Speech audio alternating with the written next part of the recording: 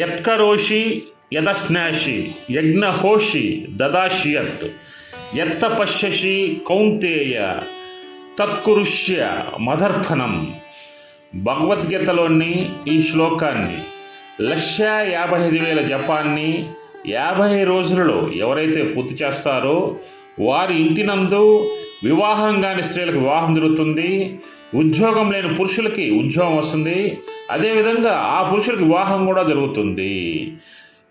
వీరు తప్పగా స్త్రీలు పురుషులు వారి యొక్క సంకల్పాలకు అనుగుణంగా వారు జపం చేయవలసిందిగా కోరుతున్నాను. జై శ్రీరామ్ శ్రీకృష్ణ. జై శ్రీరామ్ జై శ్రీకృష్ణ. జై శ్రీరామ్ జై శ్రీకృష్ణ. జై శ్రీరామ్ జై శ్రీకృష్ణ. జై శ్రీరామ్ జై శ్రీకృష్ణ.